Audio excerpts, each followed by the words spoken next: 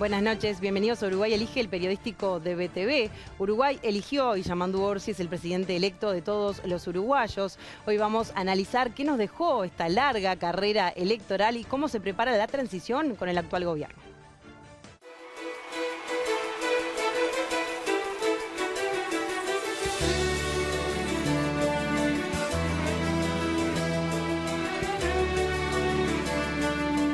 Hoy la gente, los uruguayos definieron quién va a ejercer la presidencia de la República. Y quiero mandar de aquí, con toda esta coalición de gobierno, con todos estos actores de la coalición, un fuerte abrazo y un saludo para Yamandu Orsi.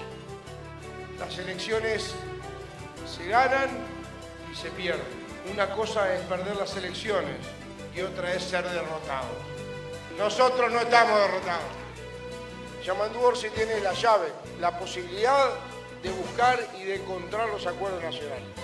Pero sepan que acá va a haber una suma de partidos, que es esta coalición, que vino para quedarse porque ya nosotros no somos los dueños de la coalición. Los dueños de la coalición son la gente. A pesar de la lluvia, está aclarando el horizonte y eso es importante. Triunfa una vez más el país de la libertad, de la igualdad, también de la fraternidad.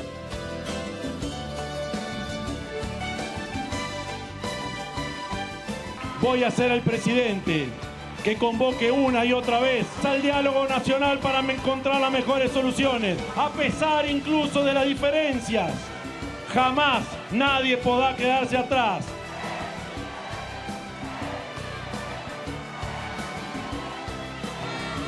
Eso es lo que sé hacer, escuchar mucho, decidirnos y trabajar fuerte por un Uruguay mejor.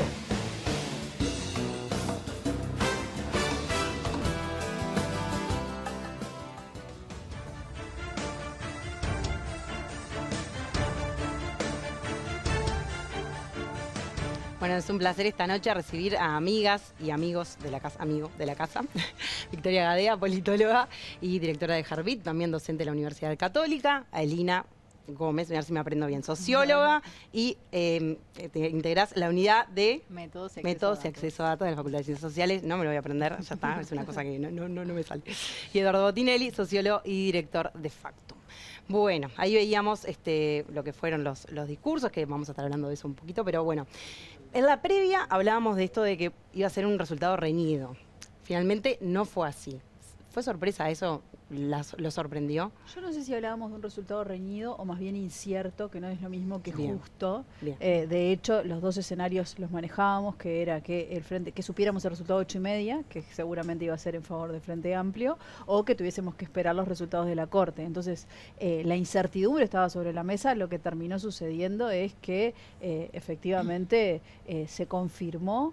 Primero, lo que decían todas las empresas de opinión pública, que es que el Frente Amplio superaba a la coalición republicana, en realidad la fórmula que representaba la coalición republicana. Lo que había dudas era sobre esa distancia, ¿no? ¿Sí? Pero tampoco es una distancia que sea tan sorprendente como sí lo que pasó en 2019, donde la distancia se acortó tanto que ahí sí hubo una sorpresa destacada. Entonces, sí, obviamente algunos quizás, y sobre todo en las filas de la coalición republicana, esperaban revertir el resultado. En la última semana se hablaba de que eso era posible y demás, pero en realidad el resultado que tuvimos es la continuidad de lo que pasó en octubre.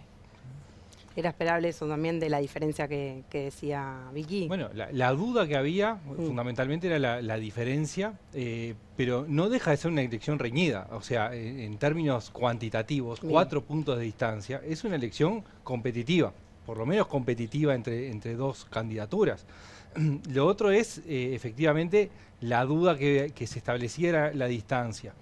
A partir de varios elementos que había arriba de la mesa, que tenía que ver con cuánto podía ser la pérdida de la coalición. Cuando mirábamos los datos históricos nos mostraba que había pérdida siempre y que no era la excepción por más compacta que estaba la coalición.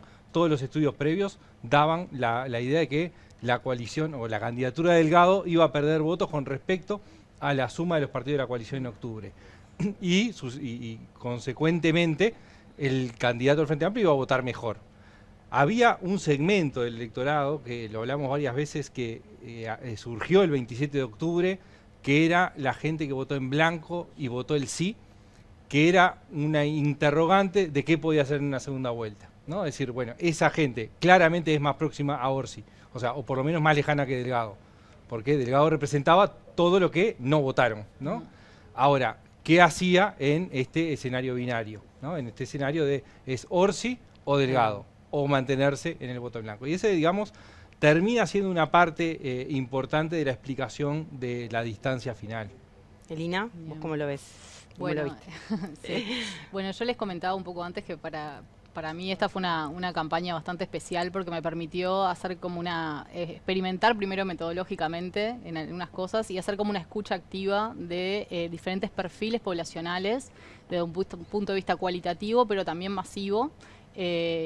Hicimos con un grupo de colegas una escucha con paneles que nos permitieron tener respuestas abiertas. Generalmente nos basamos en datos de encuestas, que son generalmente con categorías cerradas, pero también hay mucha riqueza en términos de comprender qué es lo que hay atrás de esas decisiones de ir para un lado o para el otro. Y ahí algo que resultaba interesante es que teníamos un panel específico de personas indecisas. Esto que le llama, esta gran categoría que le llamamos indecisos y que tiene muy poco de homogéneo. Es una categoría bien heterogénea y eso lo tuvimos claro en función de las respuestas y cómo se iban. Nosotros analizamos mucho los flujos, ¿no? O sea, cómo se iban esas personas que votaron en octubre, incluso la coalición, y luego se mostraban indecisas. Ahí ensayamos una tipología de indecisos que me parece que puede ser interesante, que son, bueno, primero estos indecisos puros, que bien, o sea, si le preguntás, no saben y no tienen una definición. Pero después teníamos, por ejemplo, los alejados que habían tenido una opción, incluso en 2019, y se encuentran como alejados de la política en general, como esto que lo llamamos los más despolitizados. Después tenemos, por ejemplo, los desencantados específicamente de la coalición, que no tenían un comportamiento homogéneo, tampoco se iban posicionando. Trabajar con paneles les permite ver la trazabilidad y el flujo, ¿no? No te quería cortar, exacto. pero explica brevemente qué es trabajar con paneles para la gente que no lo sabe. Paneles son encuestas que vos le realizás a una misma población o mismos subgrupos poblacionales, generalmente segmentados en sexo y edad y territorial también, pero también vinculado a preferencia política, por ejemplo, estar indeciso o estar indefinido. Pero permite hacer muchas mediciones a la misma población, entonces ver como estos flujos y estos cambios, y no solo cómo se dan esos cambios que van eligiendo o que van decidiendo, sino también comprender con preguntas abiertas que se contestan con herramientas tecnológicas. Hoy en día podemos acceder a audios o textos de personas que se explayan y hablan mucho de sus decisiones y las razones de las decisiones. Entonces, bueno, ahí tenemos, por ejemplo, un conjunto que son los desinformados, que nosotros le llamábamos, que eran personas que realmente no están al tanto y a veces permite entender dinámicas que se dan y que son muy distantes a lo que pensamos con determinadas, por ejemplo, hechos de coyuntura, que pensamos, bueno, esto mueve la aguja o no mueve la aguja. Claro, creo que esa discusión estuvo un poco con el debate, por ejemplo. Y cuando vos vas y comprendés y les preguntás a las personas, hay muchos que no están al tanto, que están muy lejanos, que están muy por fuera, digamos, de esa discusión pública que creemos. Entonces, preguntar cosas así y en una masividad, porque teníamos 120 personas indecisas a las que le consultábamos todo el tiempo cómo iban viendo. Y bueno, y entender que hay una distancia y de todo el país, ¿no? Porque son personas de todos los departamentos. La distancia de las encuestas en línea permiten eso, ¿no? Entonces ver que muchas veces hay como una distancia en la percepción pública sobre determinado tema, si es relevante o no es relevante, o si mueve la aguja, o si las personas se deciden por eso, y después ver que las decisiones muchas veces no tienen que ver con eso, ¿no? Y creo que en esto de percibir, porque se habló mucho en las últimas 2 semanas de, bueno, ¿qué harían estos indecisos? Que hay perfiles bien diferentes, entonces había algunos que habían votado a Salle, o bueno, esto que decía, por ejemplo, que encontramos que en todos los segmentos, o incluso de los que habían votado coalición en octubre, el tema seguridad social era un tema relevante, o sea que no aparecía como un tema saldado. Que eso sorprendió bastante, que eso no era como, bueno, no, ya está, ya se votó y es un tema saldado, y creo que la estrategia de campaña del Frente Amplio en volver a poner el tema y no cerrarlo, creo que fue acertado, porque le habló a un público que después, en la elección del domingo, respondió y forma parte de este voto oculto que apareció como que no se sabía. Entonces, creo que medir la opinión en términos de cualitativo permite comprender algunas cosas que a simple vista son más difíciles de entender solo con una encuesta que te pregunta sí o no, o te pregunta si estás muy de acuerdo o no, o que complementa, pero creo que te da otra profundidad, ¿no?, en el análisis. Vicky, la cantidad de... Vamos a hacer una mesa, ustedes si quieren interrumpir uno con otro y hablar, vamos a dialogar como si estuviéramos charlando en el living de casa, creo que eso es lo que enriquece también. Yo voy tirando disparadores, pero me parece que está bueno hacerlo así si les parece. Los votos anulados y en blanco fueron más de 100.000, o sea, se supera la diferencia de lo que sacaron una fórmula y otra. Eso es para destacar, para analizar, digo, en profundidad, o sea, ¿sorprende, no sorprende? ¿Es algo que se ha comportado así a lo largo de las últimas elecciones? Sí, acá ahí capaz que Eduardo es el que tiene más insumos, pero en realidad estamos hablando de un porcentaje de blanco y nulo dentro de lo esperado, ¿no? Sí. O sea, no está, igual que el nivel de participación, también en primeras horas de la noche se hablaba como que había podido caer un poco el nivel de participación, un poco también lo que casi pasó en 90%, octubre, ¿no? pero en realidad es el mismo nivel de participación que se registra en Uruguay elección tras elección, y blanco nulo también, o sea... Sí, fue levemente superior a lo que estábamos acostumbrados. Ahí claramente acá hubo un fenómeno distinto a otras instancias. Si nosotros miramos 1999, 2009 y 2014, el voto en blanco y anulado aumentó entre la primera y la segunda vuelta. En 2019 se mantuvo estable, creció un 0,1, y en este descendió el voto en blanco y anulado en la segunda vuelta con respecto a la primera, que estaba este fenómeno que hablábamos recién del voto en blanco y con el sí, ¿no? Es decir, que era gente que no votaba habitualmente en forma refractaria, sino que lo que hizo fue manifestar una posición política en el plebiscito y en una cierta enojo con la posición o cómo trabajó el Frente Amplio ese tema. Pero no aparece como un crecimiento del voto. Es más, de hecho en realidad creo que es destacable algo que desde el exterior se mira, y es: tenemos voto obligatorio desde el exterior, por lo menos en la región, ¿no? Es decir, bueno, tenemos voto obligatorio. En Argentina también. Pero la participación es casi el 90% con un padrón que tiene problemas de depuración. Es decir, si nosotros sacamos gente que está en el exterior y que no viene a votar y demás, estamos hablando que la participación efectiva está arriba del 95%. Y ante esa situación, el voto en blanco y anulado no supera 4% ha sido lo último, 4,3 en un escenario binario, es decir, no se genera un voto protesta contra el voto obligatorio, que podría llegar a darse, y en Uruguay no se da. No, y algo importante, quizás para los televidentes o las televidentes que están en este momento viéndonos, es que entender también que el voto blanco nulo, si bien el porcentaje puede permanecer estable, ser un poco más, no significa que sean exactamente los mismos votantes, ¿no? O sea, los incentivos para votar blanco nulo en la elección de octubre y en la elección de noviembre son bien distintos. Puede haber pasado que alguien anuló o votó en blanco en primera ronda y que ahora se haya definido por un partido, y alguien que se haya definido por un partido diga, bueno, yo no quiero votar a mi segunda preferencia, o sea, alguien que su primera preferencia en octubre no fue ninguna de las que están sobre la mesa hoy y que decide votar en blanco nulo. O sea, eso es hay que analizarlo después, y es bastante más complejo. Se puede hacer capaz que también con análisis por circuito y ver el comportamiento por circuitos, pero entender también que no necesariamente es el mismo conjunto de personas. Hay un conjunto de personas que sí vota blanco nulo sistemáticamente. Puede ser eso que decía Lina, de los que están descontentos o desconectados de la política, que no les interesa. Ahí también hay muchos que se terminan definiendo, ¿no? Que en última instancia, cuando llegan en el cuarto de votación, terminan, o sea, hay algunos que efectivamente terminan haciendo esto. ¿Qué hago? Bueno, está. Agarro.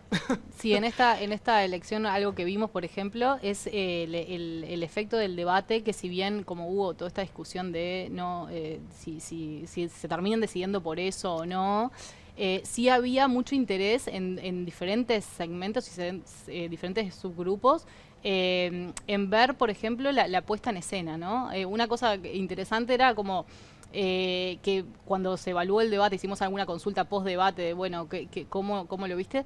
La mayor parte, te diría que el 90% de las respuestas tenían que ver con la puesta en escena y con la oratoria, no con las propuestas. Increíble. ¿No? Había como algo de ver a los candidatos en acción, ¿no? En esto de mucho interés y la evaluación fue por ahí.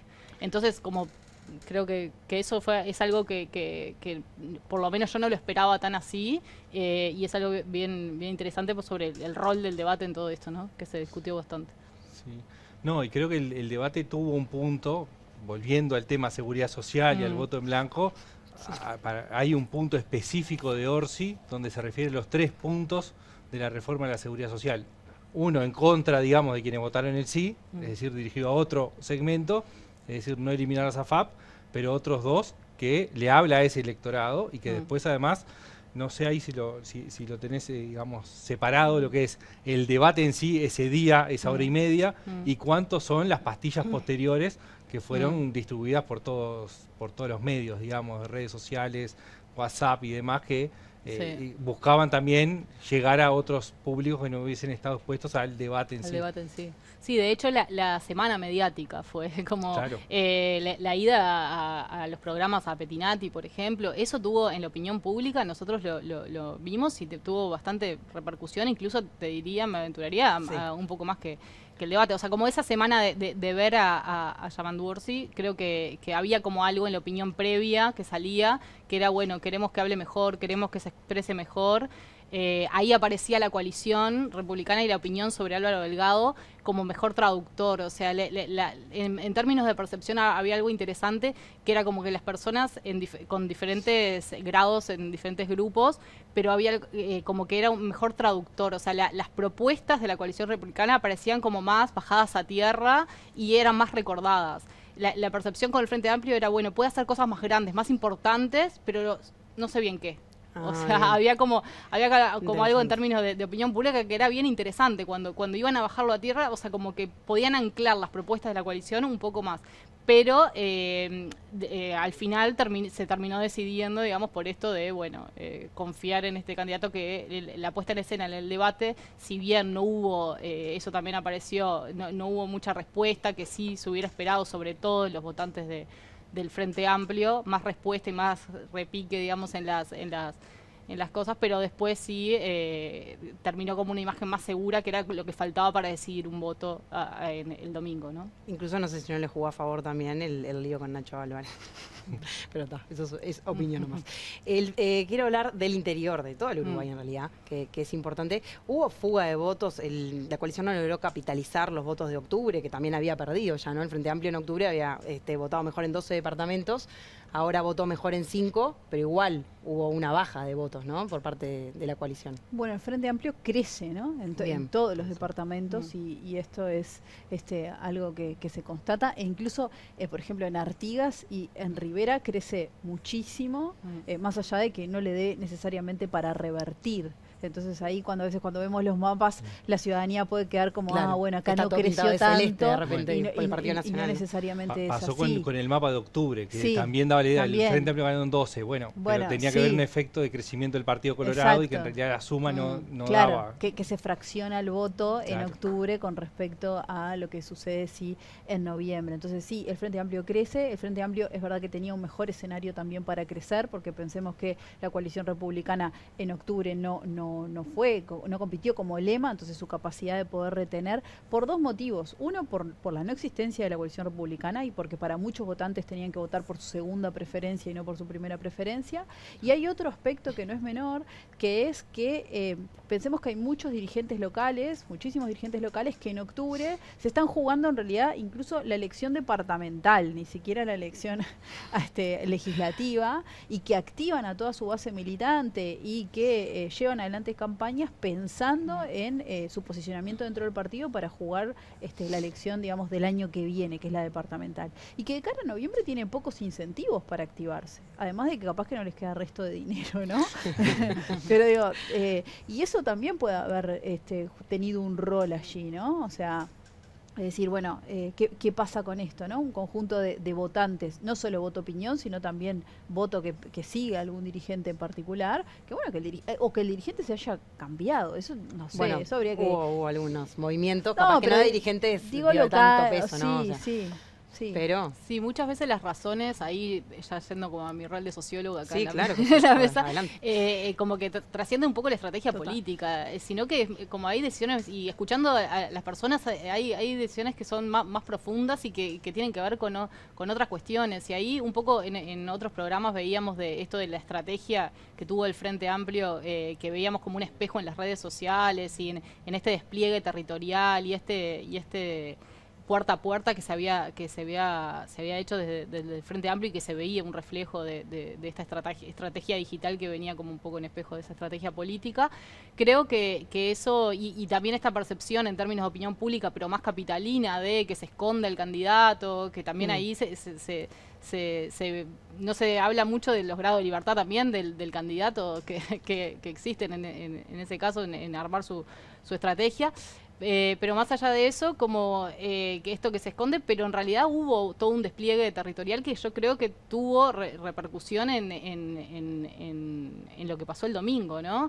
Y ahí analizando un poco, por ejemplo, la importancia de los medios locales, que también es un tema que a veces nos quedamos mucho en lo que son las redes sociales. Nosotros hicimos algún seguimiento de medios locales, por ejemplo, viendo como la presencia de ambos candidatos, y la agenda de medios en las atada a esto de las recorridas también tiene una influencia importante de verlo, ¿no? En esto que decíamos del debate que se quería ver en acción, también las recorridas tienen algo de verlo al candidato y ver cómo se desempeña en los medios locales y cuánto llega y cuánto sabe del departamento. Entonces creo que ahí también hubo aciertos, más allá de eso, los liderazgos locales de la coalición. Creo que eso es algo que vimos, ¿no? De hecho, en esto que dice Lina, es bien importante porque lo que sí sabemos es que la democracia se fortalece y la gente tiene más confianza en la medida que tiene cercanía con sus líderes, ¿no? Que por lo menos se encuentra con esos líderes una vez.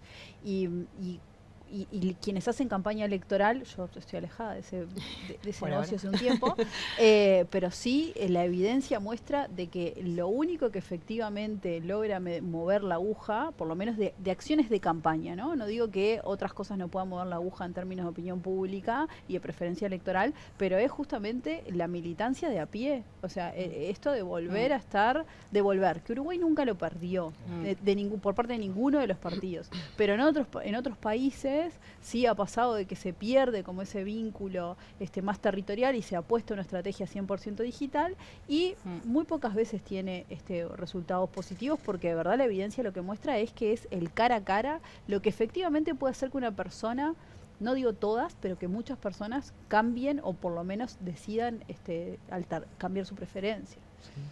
No, y creo que hay un tema del Frente Amplio que no arrancó con la campaña electoral, sino arrancó con el FAT Escucha, Claro. Exacto. con esa misma lógica, es decir, fue una continuidad que arrancó en 2023, ¿no? Se hizo todo ese paneo del país y la campaña continuó con esa estrategia, porque podía haberse tomado la decisión de decir, no, eso es una cuestión del frente y el candidato no quiere hacer esto. No, hubo una continuidad en la lógica estratégica de la campaña.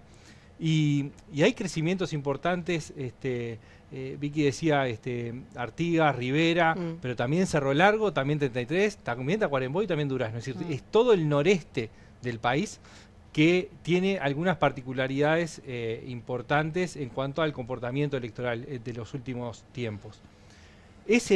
Una parte de ese electorado era un electorado que el Frente había captado entre el 2009 y el 2014 a partir de la presidencia de Mujica.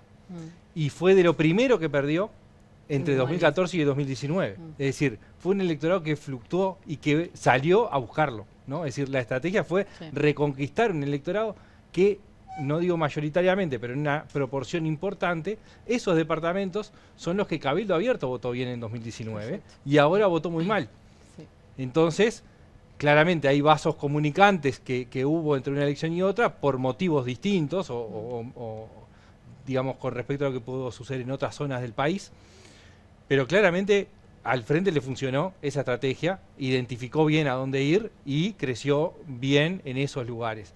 Que no es donde votó mejor, ¿no? Fue donde más creció.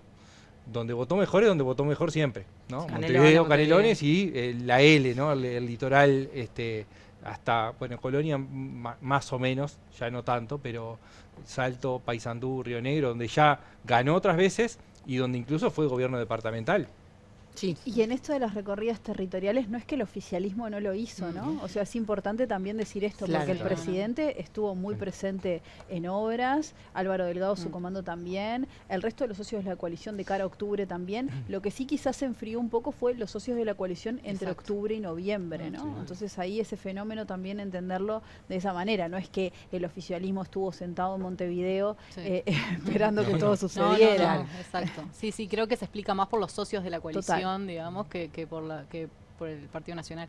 Y otro tema que me parece interesante y que lo escuchaba ayer a Óscar muy acertadamente mencionando y que a mí también me sorprendió escuchando un poco, que eso es lo interesante de esto, cuando te sorprenden cosas que pensás que van a ser de una manera, y es el tema de las mayorías parlamentarias, ¿no? Nosotros hicimos consultas sobre si eso era relevante y mi percepción inicial era, bueno, no, esto es algo que las personas seguramente no se tengan en fijan, cuenta, claro. pero es algo muy relevante y era algo que decía Óscar muy acertadamente y le puedo aportar evidencia en ese sentido, que es algo que las personas piensan en esto de decir, bueno, las mayorías, la gobernabilidad, estos conceptos están como muy presentes en la percepción sobre en qué puede llegar a mover la aguja con este voto como a último momento que decía Vicky hoy. Creo que tiene un peso interesante y eso es otra cosa que en términos así de analizar percepciones nos sorprendió, que hay como una evaluación de, bueno, cómo va a poder, o sea, tomo la decisión en función de cómo se va a poder desempeñar en términos del apoyo parlamentario que tenga, ¿no? Y eso no estuvo mencionado en el debate, lo hablábamos también en algunos de los programas, es el tema de la gobernabilidad, las mayorías parlamentarias, eso no lo usaron como una carta a favor, pero bueno, es interesante saber eso también, ¿no? Que se tuvo en cuenta. Y vos también contabas acá, Eduardo, en BTV Noticias, en el informativo, de que el 12% aproximadamente resuelve también medio al final, Bueno. ¿no? La última semana, o sea, ¿cuánto incidió el debate también en eso de repente? Bueno, sí, sin duda.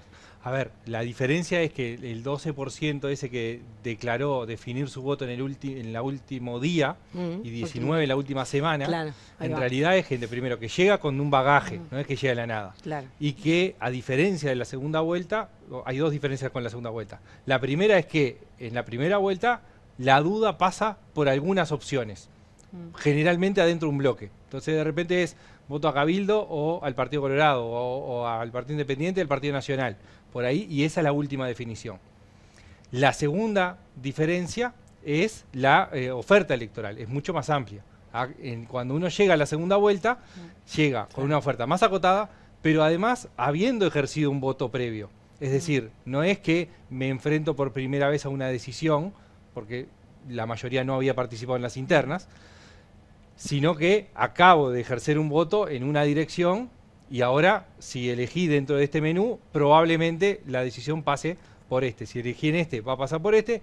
Y los que más duda tienen son los que no dijeron ninguna por lo menos de los dos grandes bloques. Eso, digamos, es el volumen más grande, si se quiere.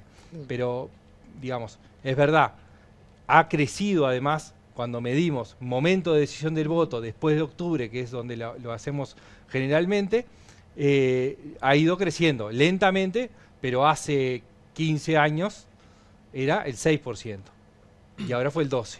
Y en el medio fue creciendo sistemáticamente al 8 y al 10. ¿No? Es decir, es algo que viene creciendo sistemáticamente esa cuestión de decidir sobre la última semana. Sí, y algo interesante ahí solo agrego, que teníamos, por ejemplo, un panel que fue bien interesante escucharlo, que era de primer voto, ¿no? De jóvenes de 18 a 23, que se dan comportamientos bien diferentes con respecto al voto tradicional. Eso, un voto mucho más permeable de, bueno, ir para un lado, ir para el otro. En algún caso, algún perfil más como despolitizado, pero no es como homogéneo, pero tiene como un comportamiento y una percepción mucho menos arraigada, digamos, en decir, bueno, voto por esto o por lo otro, sino que es algo que tiene otra forma con respecto al voto más tradicional uruguayo, digamos. Bueno, más que interesante todo lo que estamos charlando en esta mesa de Uruguay Elige Hoy. Uruguay eligió, pero bueno, le vamos a cambiar el nombre a 3 programas de terminar el ciclo. Vamos a una pausa y ya venimos.